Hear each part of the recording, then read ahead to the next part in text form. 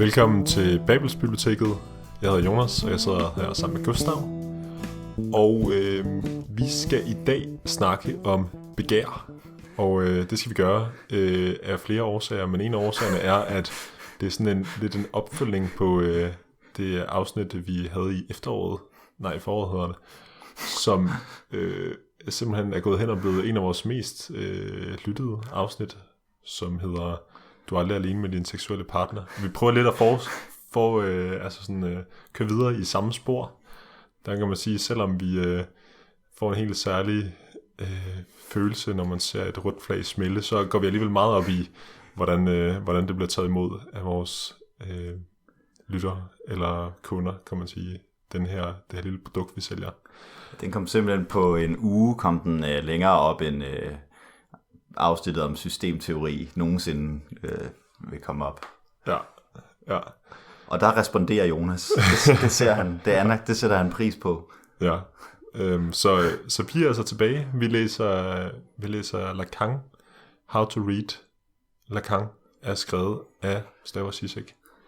Og når jeg ser den her titel, så tænker jeg altid How to tie a tie, som er inde på sådan noget WikiHow, som er meget simpelt. Så gør man det her, så gør man det her. Og jeg må sige, helt så simpelt er det altså ikke How to Read Lacan, men det er måske også mere frem for, hvordan læser man Lacan, så mere sådan, altså meget sådan aktivt, sådan, hvordan forstår man det? Altså, hvordan fortolker man Lacan, når man læser det? Fordi, ja, det er jo i hvert fald Lacans bud på, eller Zizeks bud på, hvordan man skal læse Lacan. Og vi er altså nået til kapitel nummer 3, som vi gennemgår nu, fordi det synes jeg er virkelig spændende om begær. Det er jo, det hedder che vuoi, som er italiensk og betyder, hvad vil du have? Og som er et helt stort spørgsmål i begær. Og man kan jo sige, at begær kan jo både være sådan rent sådan seksuelt begær, altså hvad begærer man, en mand, kvinde, eller et dyr, eller I don't know, alt muligt andet, men også sådan, hvordan skal den her person stå ud? Men det er jo også sådan, hvad vil man i sit liv? Altså, hvad kan man godt lide? Hvad har man lyst til? Hvilket menneske vil man være? Hvordan har man lyst til at klæde sig? Hvilken studie har man lyst til at studere? Og alle sådan nogle spørgsmål, som jeg tænker, der er mange, der nok godt kan relatere til. Og alt det her, det er jo det er noget, som i hvert fald på en eller anden måde relaterer sig til det, vi skal snakke om i dag, nemlig begær. Og jeg vil starte ud med Gustav og stille dig sådan lidt et frækt spørgsmål, men jeg synes ofte, du også stiller mig lidt svære spørgsmål. Så her kommer spørgsmålet. Hvad er begær? Og hvordan skal vi forstå begær? Bare lige sådan overordnet. Sådan overordnet, hvad? Du må svare for nu. Ja. Jamen, inden for den psykoanalytiske tradition, og inden for den lacanianske tradition, der er begær jo det er faktisk ikke rigtig noget, der står her, men der er begær jo en mangel. Det er noget, man ikke har. Og det er noget, der på en måde aldrig kan blive fyldt ud. Fordi at hvis man får det, man begærer, så begærer man jo ikke mere. Og det kommer ligesom aldrig til at ske. Så man vil altid begære, og man kan på en måde aldrig få det, man begærer. Men det er så også rimelig komplekst, det her begær, giver Zizek også udtryk for, i og med, at begær ligesom er noget, man skal lære. Det er ikke noget, man på den måde bliver sådan født ind i verden med. Der er ikke bare ligesom nogle ting, som man i sig selv begærer, og det har alle mulige sådan udviklingsmæssige årsager, man vil kunne gå ind i som psykolog. Det er sådan noget, man måske har hørt med, at mennesket er født for tidligt, og vi er prisgivet den anden og sådan noget. Men konklusionen på det bliver i hvert fald, at vi har ligesom brug for den anden, altså både andre mennesker, men også den store anden, som vi snakkede om i et af de tidligere afsnit, for ligesom at vide, hvad er det overhovedet, jeg skal begære, hvad er det overhovedet, jeg skal vil have. Så det er ikke så simpelt, som man ligesom bare vil have noget, og så, hvordan får jeg det? Men ligesom det helt store spørgsmål ved begæret, det er sådan, hvad er det overhovedet, jeg gerne vil have? Og det kan man måske også genkende, hvis man virkelig har ønsket sig noget i lang tid, og så når man sådan rent faktisk får det, så er det som om det lidt sådan har mistet sin gnist. Og det er faktisk det, som Zizek her kalder for melankolikeren. At det er ikke sådan, at man har mistet noget og sørger over noget, men det er ligesom, når man får noget, man får det objekt, man tidligere har begæret, eller gerne har vil have, eller at man endelig er blevet på en bestemt måde, man er kommet ind på et studie, man gerne vil, eller man har fået et arbejde, eller sådan noget. Og så når man endelig har det, så kan man jo ikke begære det mere, fordi begær er en mangel. Og så kan man få sådan lidt, så kan man få en melankolsk følelse, eller i sidste ende noget mere alvorligt, sådan, hvis det er et større livsfald, eller sådan noget. Så det vil være min lille 101 på, hvad begær er. Ja, men der tænker jeg også, altså, når man bruger begær i sådan daglig sprog, som jeg ynder at gøre rigtig meget, så tænker jeg ofte, at det ligesom har meget sådan seksuelle sådan undertoner, eller sådan. Og er der ligesom en forskel på det hverdagssproglige begær, og så det psykoanalytiske begær? Ja, vil jeg sige. Altså, ved ikke, når jeg hører begær, så er det måske også, det er sådan en ret kraftig lyst måske. Noget, man virkelig gerne vil have. Og det tror jeg ikke nødvendigvis, der er her, men altså, jeg vil ikke sige, at det kun er sådan en seksuel begær. Faktisk, altså, det er lidt sådan omvendt, end hvad man måske tænker, så at det psykoanalytiske begær faktisk kan godt skjule sig bag seksualitet, og sådan, sådan, at bare fordi man kan udtrykke for en eller anden seksuel lyst, eller sådan, så kan det godt være et dække for noget andet, som måske er endnu mere pinligt at sige, eller som på den ene eller den anden måde, man ikke har indset. Og så er det selvfølgelig også det i det, at man opererer med en eller anden forståelse af et ubevidst begær. Så man kan godt virkelig vil have noget, men som man ikke rigtig ved, at man egentlig vil have. Og så har man måske forskudt det over i noget andet, så man tror, at jeg vil gerne ind på det her studie, fordi det vil jeg gerne arbejde med, men i virkeligheden så har man et begær for at blive sådan en person, som man tror, der går der, eller sådan noget. Lidt banalt. Ja, men det er et meget godt eksempel. Okay, men... Så det, samtidig så kan der jo så altid være noget seksuelt i ikke-seksuelle ting. Det er lidt den... Han nævner også, som jeg også har læst nogle andre steder, at man har fundet et eller andet stammesamfund, hvor at de er kommet frem til, eller tror, ligesom Freud, at alle drømme har seksuelt indhold. Men de er så kommet frem til, at det gælder for alle, undtagen de sådan eksplicit seksuelle drømme. De handler i virkeligheden om noget andet. Ja. Og det er måske lidt det samme. Det kunne man i hvert fald i høj grad tænke, eller sådan, at der er en eller anden grad af lighed der. Men hvad tænker du? Jeg synes, hvad er begær ifølge dig? Jeg tænker, du har svaret meget godt på det. Og jeg tænker, med den her definition af begær i hus, så tænker jeg, at vi godt bare kunne starte lidt med at kigge på, eller jeg ved ikke, vil du sige noget mere introducerende, inden vi altså, der er måske også det i forhold til, hvis jeg husker min Freud rigtigt, så snakker Freud ikke så meget om begær, faktisk.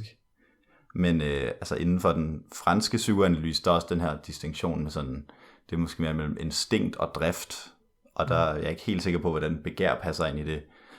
Men pointen er i hvert fald at sige, at hvis man bruger ordet instinkt tit, så er der en idé om, at det er et eller andet, det er noget, der er biologisk indstiftet. Altså at man er født med at blive sulten, for eksempel. Men at når vi siger begær her, så er det igen, det er noget, man på en eller anden måde, noget, der bliver udviklet, eller noget, der opstår i kraft af andre og sammen med andre.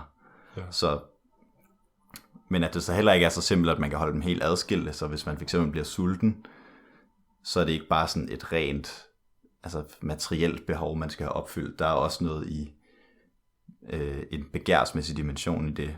For eksempel Zizek nævner et eksempel fra Freud, tror jeg, med sådan en lille pige, der fantaserer om at spise en jordbærkage, tror jeg det er.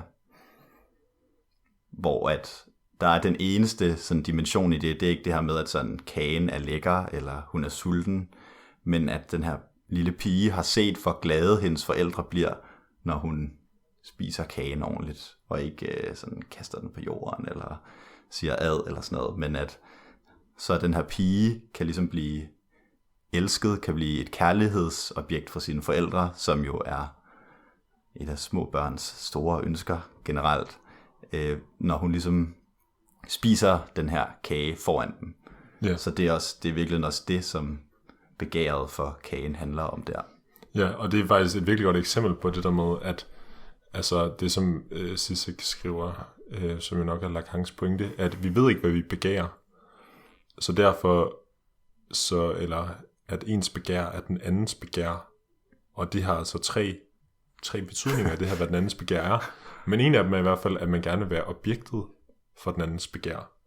Altså så, når hende af pigen tænker på den her jordbærtærte, så er det ikke fordi, at hun ved, at hun elsker jordbærtærte, og derfor gerne vil have det. Men hun ved, at hun gerne vil have det, at hun gerne vil være den, som forældrene begærer. I den forstand, at de nyder at se, at hun har det godt. Og hun altså, er det ikke omvendt, eller hvad? Hun tror, hun bare gerne vil have jordbærkagen. Jo. Men at det er ligesom... Men det er det andet, der er ubevidst, ikke? Ja. Jeg er meget enig. Men altså bare det, at det er det, der ligesom ligger under. Altså det er det, som ja. Og der tænker jeg, der er det vigtigt lige at skelne mellem det begær, som måske i dagligdag er meget seksuelt orienteret. For jeg tænker, at den her pointe det er ikke, at forældrene begærer hende på den måde seksuelt, men mere sådan, at hun gerne vil have, at de elsker hende, og de nyder.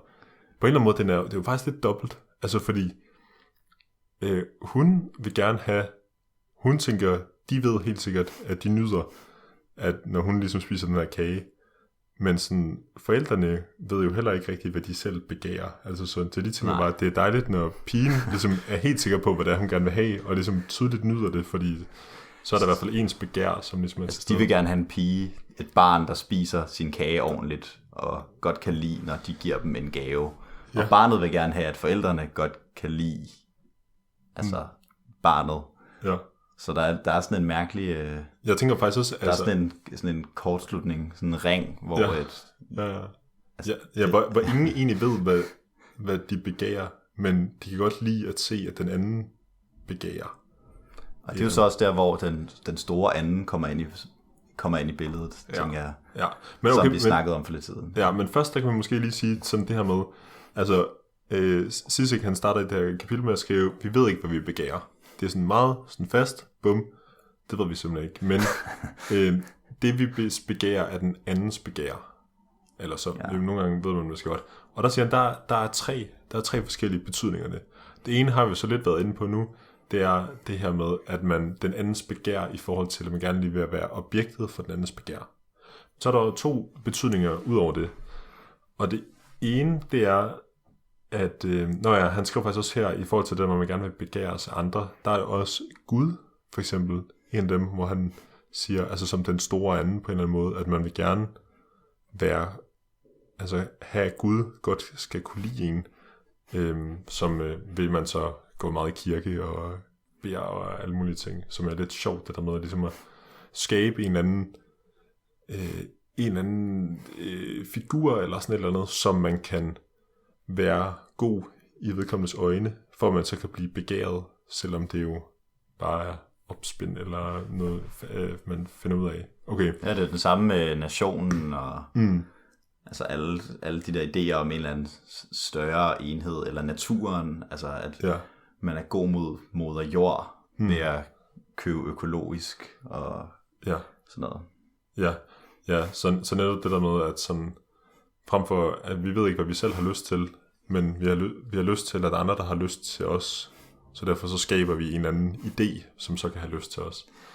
Meget interessant. Men også, det han også skriver, det er, at det er den store anden, som strukturerer vores begær, eller den symbolske orden, som strukturerer vores begær, er som en eller anden måde fortæller os, hvad det er, vi begærer.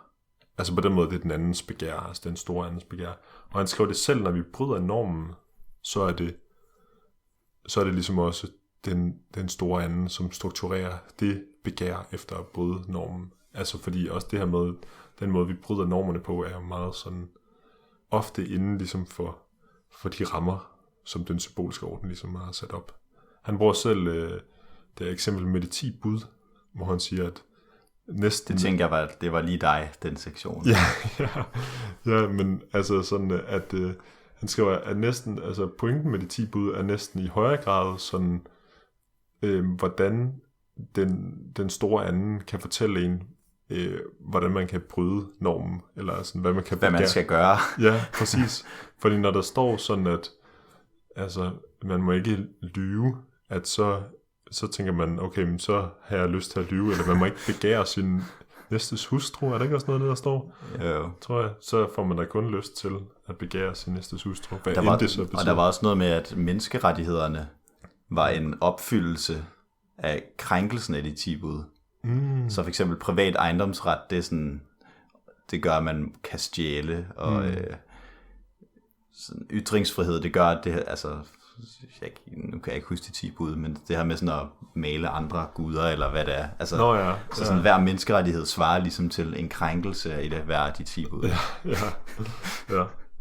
Det synes jeg i hvert fald er meget, meget interessant, altså på den måde, at man kan jo godt tænke, at man på en eller anden måde bryder den symboliske orden, når man sådan krænker normerne eller sådan noget eller andet. Men selv det... Går over for rødt om natten. Ja, præcis, går over for rødt om natten. Men selv det er jo sådan noget, som jo altså på en eller anden måde er struktureret ind i vores begær, altså sådan, som vi ligesom rent faktisk også har fået udefra. Det er ikke fordi, vi har et eller andet indre begær om at gøre det, der er forbudt, og vi derfor bryder med den sociale orden. Det er... Men samtidig er det som om, at der er noget i selve altså forbuddet, eller sådan loven, eller der gør, at man gerne vil det. Ja. Så der vil han lægger op til. Ja. Jeg er meget enig.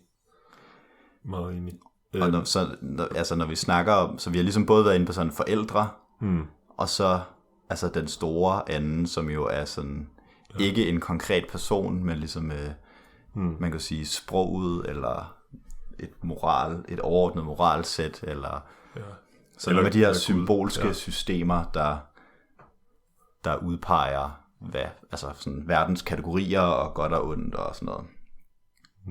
Så på den måde så, altså for eksempel de her forældre, vi snakkede om før, der har et barn, de har jo også en eller anden, de lever i en eller anden symbolsk struktur om, hvad forældre er, og hvad børn er, og hvad forældre bør gøre over for børn.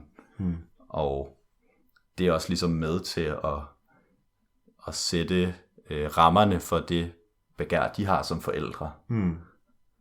Ja. Så det er ikke kun det her, altså det er også noget, Zizek går meget op i, det er ikke kun det her samspil mellem ligesom 2 personer.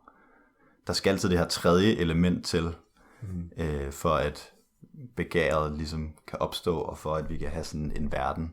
Så han er lidt mod intersubjektivitet nogle gange, hvilket er lidt sjovt, fordi at det tænker man sådan som, hvis man er sådan lidt samfundsfagligt orienteret som psykologistuderende, tænker man, intersubjektivitet, det er fedt, det er sådan, så er der noget socialt, men det er ikke nok. Der er ikke bare sådan 2 små anden, der er altid en store anden, der gør det muligt for de her at interagere, i hvert fald blandt voksne. Sådan noget andet for små børn. Man kan sige på en måde, det er sådan lidt en hævet form for intersubjektivitet. Altså sådan, fordi det er jo noget, som er skabt imellem os på den måde. Ja. Men det er jo sådan noget, som på en eller anden måde er lidt større end os og overlever os. Men jeg synes kun, du kom ind på den første forståelse af det her med begæret af den andens begær. Ja, der er nemlig også en anden, som er lidt mere konkret, altså menneskets begær af den andens begær, i forhold til det her med, at det man begærer, det er det, den anden begærer. Altså ikke den store anden, men bare den lille anden, eller hvad man skal sige, hvem som helst. Og det synes jeg, det ser man meget, altså på en eller anden måde mest ærligt og mest tydeligt blandt børn i børnehave. Altså sådan, det er meget tydeligt, at der er en masse legetøj, og det er pissekedeligt, lige indtil, at der er et eller andet barn, som tager noget op og begynder at lege med det. Og så vil alle de andre børn ligesom gerne have den cykel, eller gerne have den bold, eller et eller andet. Og bliver så helt vildt sure over, at de så ikke må få det, lige indtil, at det er jo så, altså, måske får det til sidst, og så går det her andet barn videre til et eller andet, og så er det det, de gerne vil. Altså, og det kan bare vinde på en tallerken. Det er virkelig sådan, så er der en, der er et eller andet, der er lidt sej, der ikke gider noget, så gider ingen det. Og så er der en, og så gider alle det. Ja, og jeg tænker, at på den måde, det er jo også, altså, det er jo, selvom jeg tænker, det er mest tydeligt blandt små børn, der på en eller anden måde er meget ærlige omkring det, så er det jo det samme, der ligesom gør sig gældende overalt, eller sådan, at altså på en eller anden måde, hvis også, jeg tænker, på en eller anden måde også, hvis folk ligesom udtrykker, at man er en person, som bliver begæret. Altså sådan, at så vil man også, så har man også lyst til den her person, eller sådan på en eller anden måde, det virker lidt skørt, men så må man stoler mere på den andens øjne. Altså sådan, hvis der er en anden, der begærer et eller andet, om det er et menneske eller et objekt, at så er det på en eller anden måde også mere legitimt selv at begære, eller sådan noget, man også selv. Det her med, at Zizek gør også meget ud af at sige, at det her med andethed i den anden, altså at alle andre mennesker, der er sådan en mur af noget, vi ikke kan trænge igennem i kommunikationen med dem, og der er et eller andet altså de virker mere sådan komplette og mere sammenhængende, end de egentlig er. Og sådan er det for alle, når de kigger ud på andre mennesker. Så sådan, hvis de på en eller anden måde vil have det, så er det, så giver det mening. Altså der er en masse restauranter, hvor der er alt for mange mennesker, og der er altid kø, og sådan, alle vil gerne derhen, og det giver ingen mening, fordi at der er slet ikke nok plads, og så er der en masse steder, hvor ingen tager hen, og det er jo nok ikke altid på grund af maden. Nej. Og det giver næsten også en alternativ fortolkning af det gamle Milgram-eksperiment. Nej, det andet. Et af de der andre socialpsykologiske. Der er de der visuelle. Ja, Ash, præcis. Det der med, at hvis alle i rummet ligesom siger, at de ikke kan se den her visuelle illusion, eller at de godt kan, så er der meget større sandsynlighed for, at den anden ligesom følger trop og bare siger, fuck det. Men hvis der bare er en anden, der ligesom gør oprør og siger nej, eller ja, så er det også markant højere sandsynlighed for, at den her ene person, der ligesom er altså det eksperimentelle subjekt, ikke ligesom lader sig manipulere på samme måde. Bare det, der ligesom er en anden, der kan udtrykke for noget i sådan, ja. Okay, fordi du tænker... Godt, så kan man... Ja, altså en anden, der på den måde begærer et eller andet. Ja. Altså sådan, okay. Nej, man kan godt se det. Okay, men du siger så, det er så kun 2 af dem, vi har med at gøre nu. Hvad er så den tredje forståelse af menneskers begær, den andens begær? Ja, hvad var den tredje forståelse? Altså, jeg tænkte umiddelbart på, at der var den store anden, og så har vi den anden, og så det at være objektet for begæret. Ja, jamen det er måske rigtigt. Ja, okay. Okay. Ja.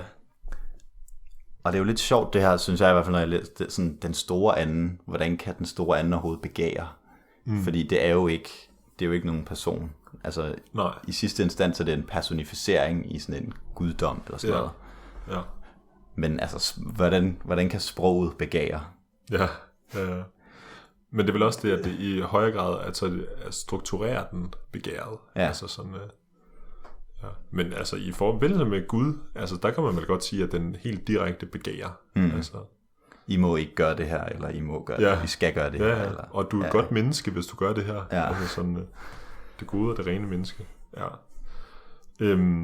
Okay, men så i kapitlet her, der rykker han jo så lidt videre til at snakke om noget om naboen. Altså sådan et eller andet sådan, at der er ligesom det på en eller anden måde det værste der er, det er ens nabo, fordi det er en person, der ligesom der ligner en selv. Eller ens næste, kunne man sige på dansk, ikke? Ja. Men som også indeholder noget andet. Det var måske også det, du sagde før. Altså noget andethed, som i hvert fald også er skræmmende på en eller anden måde. Ja. Altså sådan, fordi at, altså, jeg tænker på en eller anden måde, det siger vel også noget om, at der er ligesom også noget i en selv, man ikke ved. Er det ikke det? Men der er også, altså sådan, han siger også, at det her kavoj, at det kan ligesom også forstås som ikke sådan, hvad vil du have, men sådan, hvad nærer dig? Altså, hvad plager dig? Og, sådan, og det her med sådan, at folk ved ikke engang selv, hvad det er, der plager dem. Og det er på en eller anden måde det, der er ret frustrerende. Altså, fordi der er ligesom, der er noget, vi ikke har kendskab til, noget, vi ikke rigtig har adgang til. Noget af det her, altså begær. Og det sætter også i hvert fald mennesket også i en lidt nederen situation generelt, fordi at vi ved ikke, hvad vi selv vil have. Vi er ligesom nødt, men samtidig er der den her mur altid, hvor vi ikke sådan helt kan være sikre på, hvad fanden er det andre vil mig, og hvad vil de godt have, jeg skal gøre. Og sådan har alle det. Ja. Og der er ligesom ikke noget, altså hvis man graver ned på bunden, der er ligesom ikke noget der er bare tomt. Ja. Så det er sådan lidt for at vende tilbage til Saussure, det er vel også sådan en strukturalistisk forståelse. Ja. Altså det er bare noget, der ligesom findes i sådan et netværk. Og så er der så det her ene subjekt, som jo er os alle sammen, men som på en eller anden måde er fanget i nettet, og sådan lidt fremmedgjort over for det, måske, som kan mærke den her mangel, som alle har, over for alle, både de konkrete andre og den store anden, som antages ligesom at rumme, altså rumme på en eller anden måde hemmeligheden til, hvad jeg vil have i sidste ende. Ja. Men det gør de jo ikke. Ja, og det er nok det. Og det er svært at indse, og det er også hele pointen med lacaniansk psykoanalyse. Ja, men det er en god pointe, det der med, at de anses som de der fulde mennesker, der ligesom også har adgangen til det her hemmelige, eller svaret, som man ikke selv har. Ja. Altså han skriver også selv her noget med, at man kan snakke om det negative over for det indefinite udsagn. Han siger noget om det ikke-humane versus det inhumane, som jeg synes var lidt sjovt, og det er, altså, jeg tænker, det der ligesom er pointen med det er, at det her med, der er noget ukendt i mennesket selv, som man på en eller anden måde har svært ved at håndtere, eller sådan har svært ved sådan at få til at eksistere i samlet billede, og han siger, at det er før Kant, eller noget mener sådan, at der var ligesom, der kunne mennesket godt, især også guderne, de kunne ligesom godt ligesom være både gode og onde, eller de kunne ligesom også godt slå ihjel og alt sådan noget, ikke? Altså sådan, men så efter Kant, der bliver det ligesom meget sådan det rationelle menneske, som er på en måde, og så når man ligesom har de her drifter og det her alt muligt, som ligesom bryder med normerne, at så bliver det, så er der ligesom ikke plads til det mere i sådan det menneskelige, så bliver det sådan umenneskeligt. Altså var det ikke, jeg tror, altså som jeg læste, så var det der, som du beskrev, det er sådan en oplysningstids, men Kant han vendte sig på hovedet igen. Okay. Han kom med det her, altså mellemregningerne er jeg ikke helt sikker på, men nej, okay. Det der med forskellen på at være, og ikke at være død, og så at være ikke død. Ja. Som på en eller anden måde bliver til noget med, at han siger også, at før der var ligesom en mørk verden, og så var menneskets lys i den, og lyste op. Oplysningstiden. Ja. Vi skal ligesom skinne vores bevidsthed på det hele, og finde naturens love og så videre. Men at med den tyske idealisme af Kant, der kommer det her med natten, subjektet som natten, altså vi er mere sådan et mørke, der indstiftes i en oplyst verden. Ja. Okay. Og hvordan det helt præcis hænger sammen med hans tænkning, det er jeg ikke helt sikker på. nej. Men jeg synes, det her med, at der er ligesom en lys verden, og så kommer der sådan en mangel i den, som ligesom får hele den menneskelige virkelighed til at opstå. Ja. Kan jeg meget godt lide. Det er også noget, man kan se i eksistentialisme senere. Sådan Sartre, der med sådan eksistens før essens, at der er ligesom den her verden af essens, der er noget for sig selv, der bare ligesom eksisterer, og så er der sådan mennesket, der er nødt til at ligesom at være ude af sig selv, og komme med den her negativitet ind i verden. Altså negativitet som mangel, og ikke som sådan dårlighed. Ja, jeg synes i hvert fald også bare, at det er sjovt det der med at se på, at der ligesom er, altså på en eller anden måde, vores forståelse af sådan, at det menneskelige, det er ligesom, det er det, der man ligesom har adgang til, og det er sådan det bevidste menneske. Og så derfor lidt sjovt at snakke om det her inhumane, eller sådan, det er på en eller anden måde, at altså en forståelse af, at der er ligesom også noget, der er ukendt. Altså det inhumane, det er også menneskeligt. Altså sådan, så det ukendte er også noget af det menneskelige, og det, der ligesom er voldsomt og grænseoverskridende, er også menneskeligt. Ja, det er også noget med, når man siger en ikke død, så er det ikke noget, der bare er levende, så er det ligesom noget andet. Ja. Altså, og det kan man jo godt se, hvordan det hænger sammen med psykoanalysen. Men detaljerne er ikke. Nej. Men altså. Okay, men der var også, altså han skriver også noget om fantasi, og det ved jeg, det har du tænkt meget over. Ja, det har jeg nemlig skrevet som mit næste punkt. Ja. Begær, fantasi og så drøm til sidst. Ja. Fordi begær er ret, altså i den lacanianske psykoanalyse, ifølge Zizek, er noget meget andet end begær. Og det er også noget meget andet end at drømme, faktisk. Men fantasien er ligesom noget, der er nødvendigt for at kunne begære noget. Ja, altså jeg mener, han skrev noget af, eller fantasi lærer os begær. Ja, Altså, så uden en fantasi, det er lidt ligesom vi snakkede om i starten med det her tredje element, at der skal ikke kun være en anden, lille anden, der skal også være den store anden, for at man vil noget, for at man begærer noget. Så er en fantasi også nødvendig for at kunne begære noget. Og hvis man ikke har den, så mister man, altså så har man ikke det begær for en ting, eller et andet menneske, eller en titel, eller noget som helst. ja. Så det vi vel skal gå ind i nu, det er så, hvad er det her? Hvad er fantasi i den her? Fordi igen, det er jo ikke sådan, hvis man tænker fantasi i dagligdagen, så tænker man måske enten noget lidt sådan barnligt, man har sådan vilde fantasi, man har en vild fantasi, man kan forestille sig en mulig ting. Eller der er noget lidt seksuelt over ordet. Og igen, så er det både seksuelt og ikke, det er ånden. Det er ikke... Det er ikke seksuelt, det er ikke... Inseksuelt. Ja. Okay, men ja, altså fordi... altså det her eksempel, vi snakker om før, den er jordbærtærte. Altså, som jeg faktisk tror er Freuds datter. Som hun fantaserer om en jordbærtærte. Altså fantasien er her en jordbærtærte, som ligesom på en eller anden måde indeholder ønsket om at blive begæret af forældrene.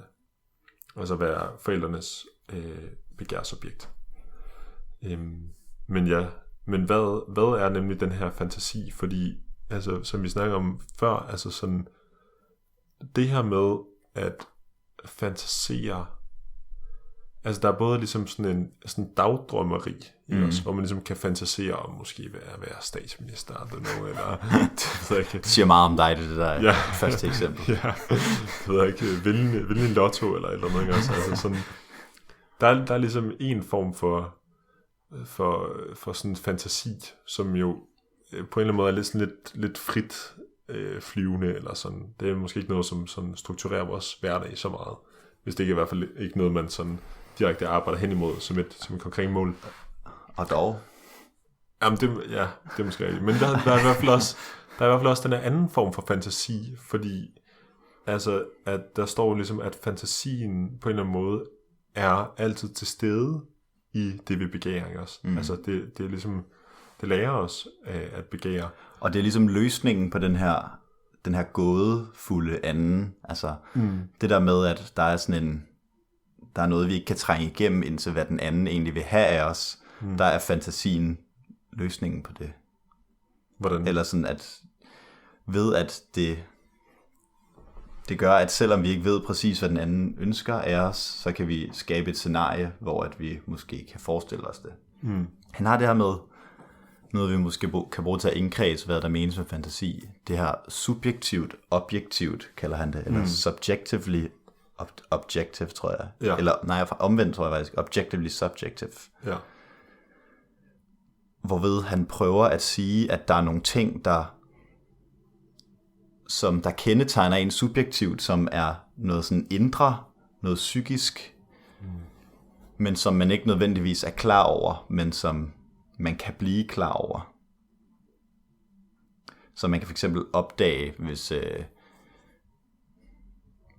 hvis nogen siger noget til en, og man lige pludselig bliver vildt sur over det, og det var sådan lidt overrasket, man kan blive overrasket over en selv, så lærer man lige pludselig noget nyt om ens selv, altså om ens subjektivitet. Det er ikke noget, der er ekstern for en, det er bare ligesom, jeg tror også, han har et eksempel med jødehad, eller antisemitisme, eller sådan noget, hvor at man kan have en situation, hvor at man siger, nej, jeg er ikke racist, eller et eller andet, jeg har ikke noget mod folk med flygtningebaggrund eller sådan noget, men så, når man så kommer til en konkret handling, hvordan man behandler nogen, så kan det lige blive klart for alle, at jo, den her person har noget mod den her gruppe af personer. Og der kan man så sige sådan, objektivt, subjektivt, så er den her person racistisk eller sådan noget. Og sådan mener han, at fantasi også virker. At vi har nogle fantasier, som vi ikke på en måde er klar over, at vi har, men det er ikke noget eksternt til vores subjektivitet. Det er ligesom i centrum af, hvem vi er, og det, der dybest set styrer det begær, vi har. Ja. Så der, hvor det bliver lidt forvirrende, det er jo, at man på en eller anden måde, altså alle kender jo også det her med at have fantasier, eller at fantasere over noget. Og hvordan de to ting ligesom er forbundet, synes jeg er lidt svært at gennemskue. Ja. Og måske det mere, at der er noget ved ens, altså man ved ligesom ikke, hvad det er ved ens fantasi, eller man har ligesom ikke det fulde billede af ens egen fantasi. Det er måske noget, der bare lidt kommer lidt i brudstykker. Ja.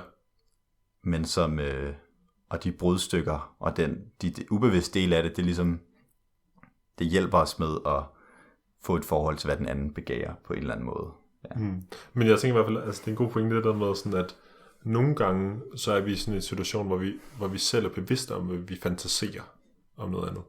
Men langt det meste af den her fantasi, den er jo på spil i sammenhæng, hvor vi ligesom ikke er bevidste om, at vi fantaserer, eller sådan, hvor det ligesom, at den stadig retter os mod noget, eller sådan, at den stadig på en eller anden måde strukturerer vores begær, men at det uden, at vi sådan er bevidste om nu, fantaserer jeg om, hvordan det vil være med den her. Det er måske også lidt noget, der sker, uden at man egentlig ved, at det sker, selvom det egentlig er på en måde tilgængeligt for ens bevidsthed. Ja. Altså bare noget, der er sådan lidt... Ja, det tænker jeg er meget god pointe. Men især også, fordi jeg tænker sådan, jeg forestiller mig, at begær er altså sådan noget ret væsentligt for at leve et helt normalt liv. Så derfor så er fantasien jo så også på spil i rigtig mange dele af ens liv. Og jeg ved ikke, hvor tit du fantaserer om at blive statsminister, men det er i hvert fald ikke noget, der sker så tit i min dagligdag. Men det vil sige, at den her, altså den mere sådan grundlæggende fantasi, er måske nok den, der i højeste grad er på spil, og det er måske den, som han især skriver om, selvom det jo selvfølgelig også er den anden. Ja. Og vi kan jo i hvert fald, vi kan forbinde fantasien med det imaginære, i hvert fald, ud af de tre psykiske registre, eller hvad det nu er, de hedder, symbolsk, imaginær, reel. Så det er jo sådan et eller andet form for noget billedligt, men også noget falskt. Altså det er jo noget, man på en eller anden måde har opstillet for sig selv, som ikke er ligesom virkeligheden. Så for Freuds pige igen, at hun ligesom...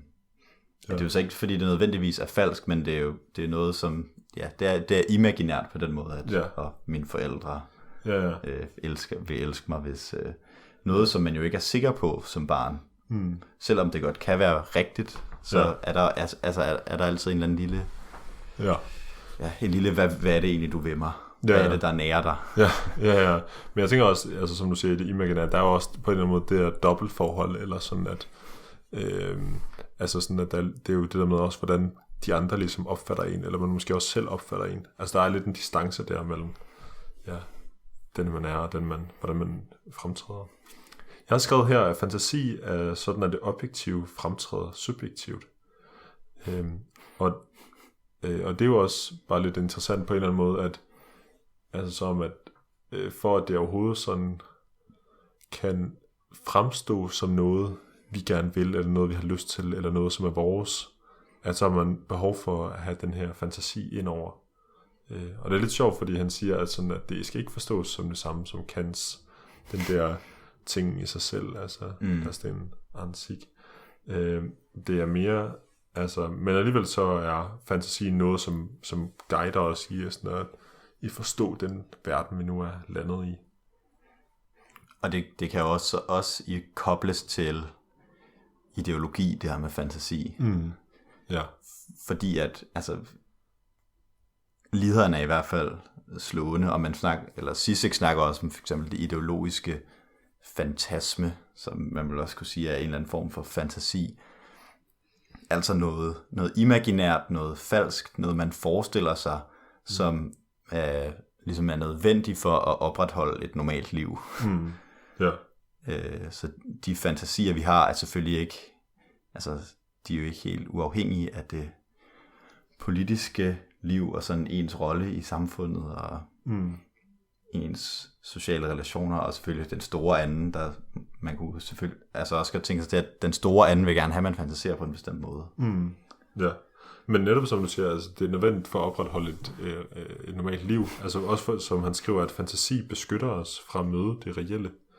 Altså sådan, på en eller anden måde, der er det jo også, det er ret interessant på en eller anden måde, at der ligesom er behov for det her fantasmatiske, eller sådan et eller andet, fordi at vi ellers kommer for tæt på det reelle.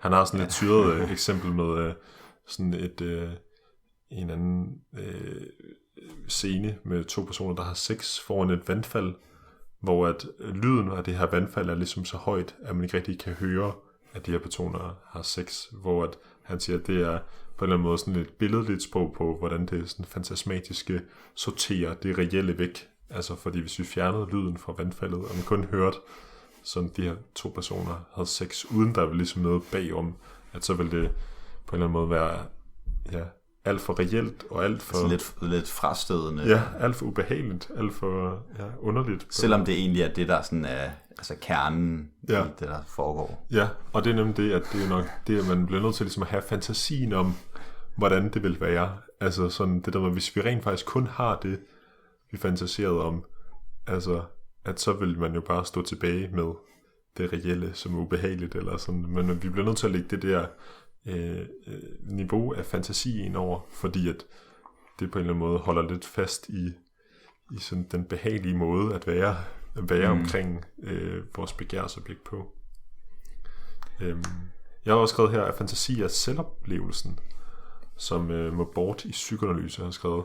Og det er lidt sjovt. Den må bort? Ja, det mener han skriver på et tidspunkt, at det handler ligesom om sådan at ligesom opløse den, eller sådan, altså sådan komme lidt væk fra den, eller i hvert fald gøre det tydeligt for analysanten, er det? Ja.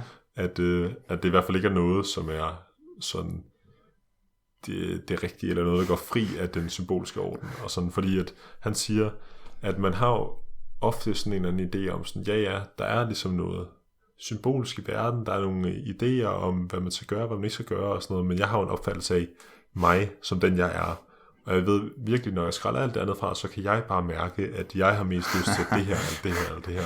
Og der siger han, at netop det er der, hvor fantasien er allermest på spil. Altså det der, hvor sådan, den der fantasi om, at man virkelig kender sig selv, og har sådan sit indre, sin selvoplevelse, altså det der fænomenologiske jeg, på en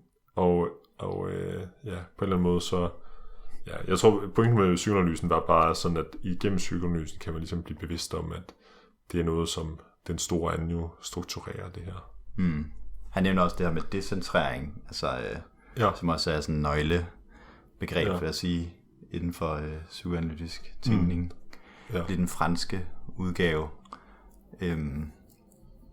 Og han tager ligesom afstand fra den her måske lidt dualistiske læsning af begrebet, at sådan, vi kan ikke kun sige, at subjektet er sådan det psykiske jeg. Der er også ligesom en objektiv side, der er også en krop, der virker på de her måder, der er sådan et adskilt ubevidste, men det er ikke ligesom det, der er problemet. Det er mere det med, at det allerinderste af os, altså den her sådan jeg-kerne, som du beskriver, det er faktisk den, der er decentreret. Altså det er sådan, det der ligesom gør mig til mig og dig til dig. Ja. Det er det, som der ikke har noget centrum, som der er ubevidst, og som struktureres af de her ubevidste fantasi. Måske en fundamental fantasi om, hvem man er, og hvilket menneske man gerne vil være. Ja. Jeg tænker også bare sådan noget som læsning af pensum er et meget godt eksempel. Det virker som om, at der er nogle tekster, der er mega nemme, eller man har sådan meget lyst til at læse, og der er nemme at komme igennem. Og så er der noget, hvor man virkelig bare skal kæmpe sig til overhovedet at læse det. Om det ikke også på en eller anden måde handler om den fantasi, man har om sig selv, og sådan, hvad det er, man er interesseret i. Altså, der er noget, man bare samler op, og bare kører igennem, og sådan, det er fint, det havde jeg lyst til at gøre, og så er der noget, hvor man skal kæmpe med hele sin væren, for at blive færdig med en eller anden tekst. Ja, sandt. Fordi hvis folk siger sådan, det er virkelig en tung teoretisk tekst, så tænker man sådan, haps, det er lige mig. Og der har du nok en eller anden fantasi om, at du er en, der godt kan lide tunge teoretiske tekster, og det har så nogle andre betegnere, der hænger ved det. Og så kører den der den der ring ligesom bare. Ja. Og så vil man gerne i kontakt med, eller så kan man finde sig til rette inden for den symbolske orden, ved at der er nogle særlige ting, der kendetegner en. Sådan så i sidste ende, at man kan blive begæret af den store anden. Ja. Ja. Det tænker jeg sgu er ret rigtigt. Så er en god pointe. Ja. Men det fører ikke til noget godt, tror jeg til slut. Det handler om at finde ud af, som vi har sagt, at den store anden ikke eksisterer. Ja. Ja. Og glemme sig selv, så man kan dedikere sig til et eller andet projekt. Bare gøre nogle ting sagen. I verden. Ja. Ja. Ja. Ja. Jeg har skrevet her, at det er ubehageligt, at realiteten rummer fantasi. Og det kan man godt tænke, det er jo lidt ubehageligt, men på en eller anden måde, så er det altså det er det, der ligesom får det til at spille og glide rundt, at der er, altså realiteten ligesom bliver lidt mere, fremstår mere sammenhængende ved hjælp af fantasien. Men der er nemlig det interessante her med realiteten, som jo ikke er det samme som det reelle. Det er nærmest det modsatte. Ja, og altså sådan, det kommer vi også til at snakke om i næste afsnit, men i hvert fald altså bare interessant med, altså jeg har skrevet her, at realitet er flugt fra de reelle. Altså der har vi i hvert fald den her drøm, som jeg ved ikke, er det ikke det her kapitel, hvor han snakker om det? Eller så er det... Jo, det tror jeg, men i hvert fald det kapitel, han, altså måske for at bygge bro til næste afsnit, og så drømmen, hvis vi skal tage den trio af begær, fantasi, drøm. Ja. Drøm er faktisk på sin vis det modsatte af fantasi, eller det er i hvert fald, der sker i hvert fald noget andet i drømmen end i fantasien, og den er også på en måde mere reel end realiteten. Ja. Fordi at når vi drømmer, så kommer vi, det er der vi faktisk kan komme i kontakt med det reelle, sådan, altså i hverdagen, det er måske der det sker mest, at man og også ved, altså måske det mere sådan fundamentale begær, man egentlig har, sådan det reelle i ens begær, det som man ikke lige kan begribe, og de mangler, der er i ens begær. Og så vågner man lige inden det, så man ikke kommer i kontakt med det. Ja. Og derfra kan man jo godt se, hvorfor drømmetydningen anses som ret vigtigt i psykoanalysen. Ja. Ja. Så det er jo lidt sjovt, fordi drømmen er jo også på sin vis en fantasi. Altså det er jo sådan et eller andet scenarie, man indplacerer sig selv i, som man har skabt via dagsrester og forskellige associationer og sådan noget. Men når man så vågner fra den her uhyggelige drøm, så er det også ligesom en flugt tilbage til fantasien og til den sammenhængende realitet. Godt, det bare var en drøm. Ja. Så der flygter man, der vågner man, så man kan blive ved med at drømme, som han skriver. Ja. Så drøm i fantasiens forstand. Og det er jo altså bare virkelig interessant, og på en eller anden måde meget provokerende, men meget sjovt det der med, at der ligesom er sådan et begrebspar mellem fantasi og realitet, og det reelle og drømmen. Altså sådan, og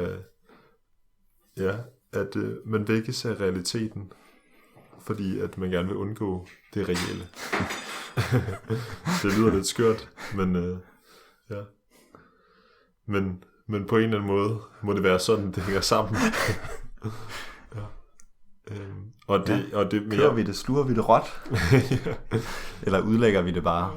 Vi har jo nok en fantasi om, at der indeholder den her bog og de her teorier. Ellers ville vi jo ikke gøre det her. Nej, det er rigtigt. Så på den måde spiller det jo en eller anden rolle for vores ubevidste fantasi om os selv.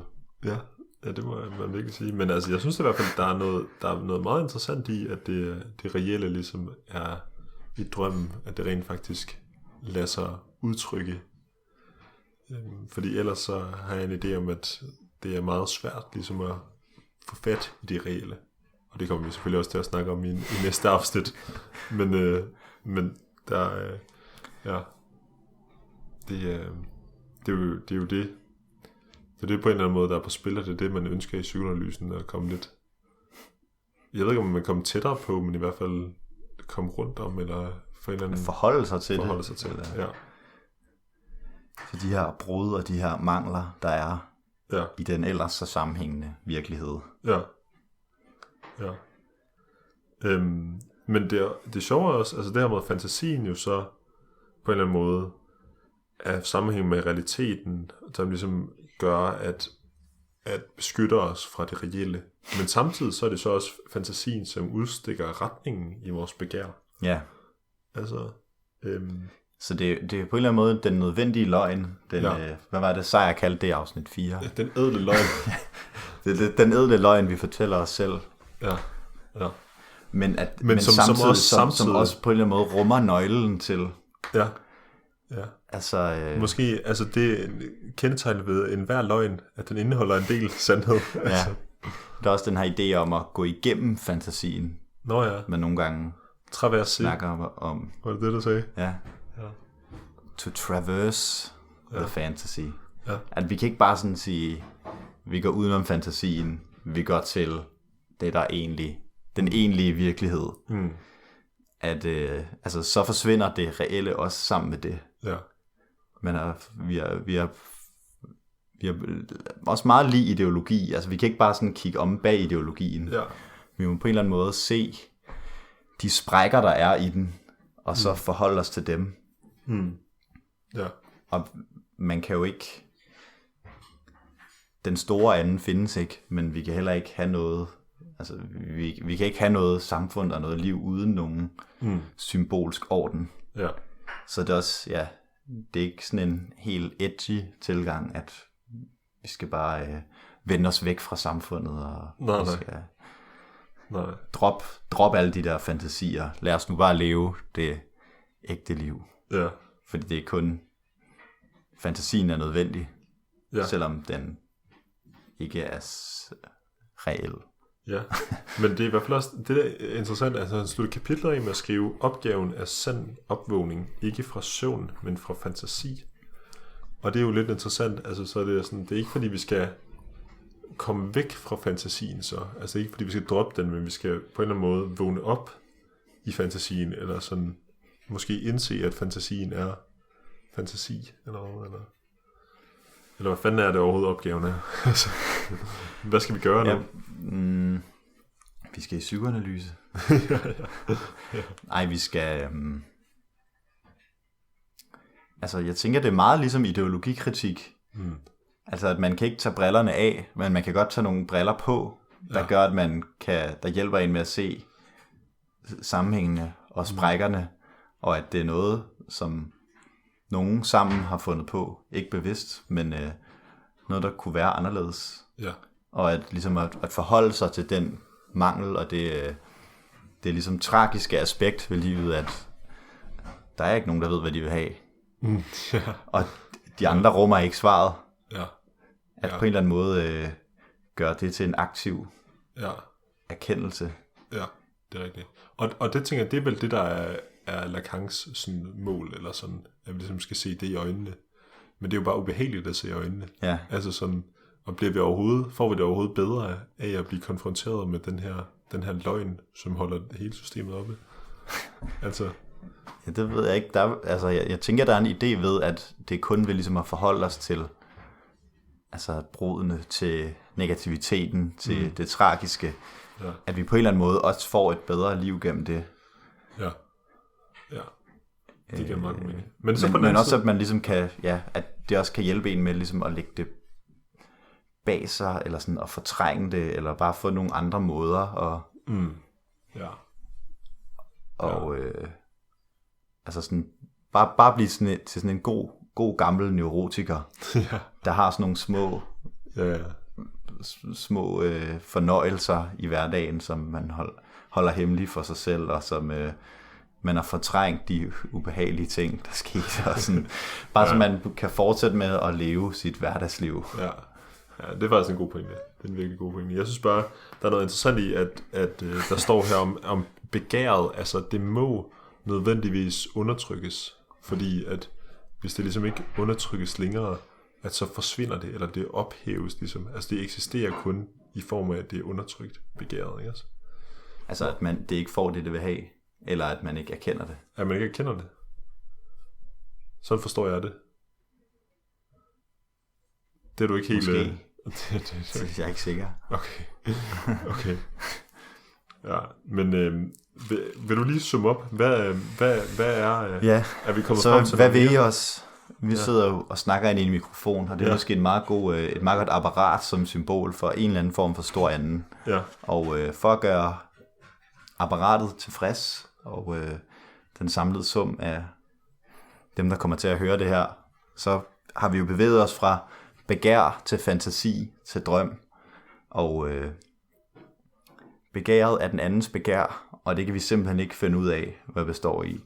Så vi er nødt til at konstruere en mere eller mindre ubevidst fantasi, som ligesom kan beskytte os mod den her traumatiske virkelighed, hvor at vi ikke ved, hvad vi begærer, og møder nogle mærkelige andre mennesker, der vil have noget af os, som vi ikke forstår, og som gør ting mod os, og som agerer på mere eller mindre uigennemsigtige måder.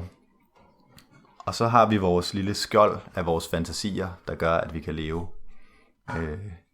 Så kommer man så i problemer, hvis man har nogle fantasier, som samfundet ikke støtter op omkring, eller som bringer en ud i et eller andet lidt fucked hverdagsliv, hvor man vil nogle ting, som der ikke er gode for andre eller en selv. Og så kan det være, at man skal ind på briksen, og så kan man få fikset det, ved ligesom at konfrontere det.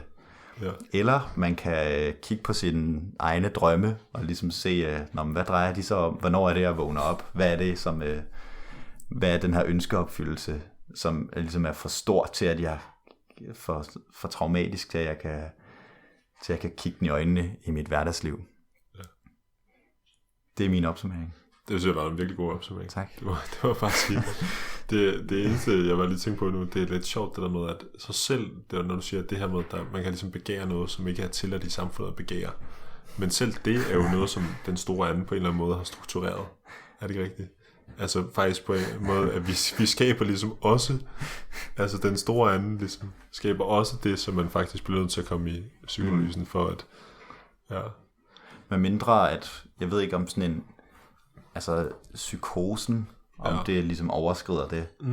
Altså det der med, at man slet ikke lever inden, altså den symbolske orden er fuldstændig brudt sammen. Ja. Det er ligesom bare ens egne sådan, fantasier og subjektivitet, der sådan skaber verden. Så er det måske lidt noget andet. Ja. Og den perverterede, den tredje kategori, det ved jeg sgu ikke lige. Neurotiker, pervers og psykotisk. Ja. De 3 kategorier. Jamen, så siger vi tak. Vi runder af her. Husk at begære. Husk at traversere jeres fantasi. Ja. Og husk at tænke på, at hvis du er frustreret over, at du ikke ved, hvad du vil, og du ikke ved, hvad du begærer, så kan du roligt trykke, eller være tryg i, at det der heller andre, det er der ikke nogen andre, der ved. Den sådan lidt humanistiske pointe at i vores tid er måske også, at sådan, det... Du er okay, som du er. Ja, præcis.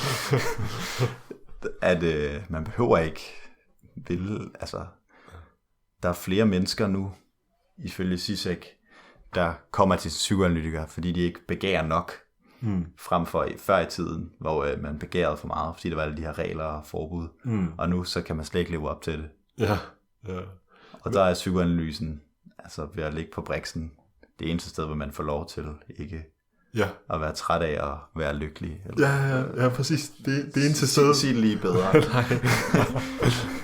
Hvad fanden er det? Det eneste sted, hvor man... Nej, jeg kan ikke huske det. Det var i hvert fald er du også træt af at være lykkelig, selv for Center for Vild Analyse. Og det er jo sådan, det her taget til. Ja. Tak for den gang.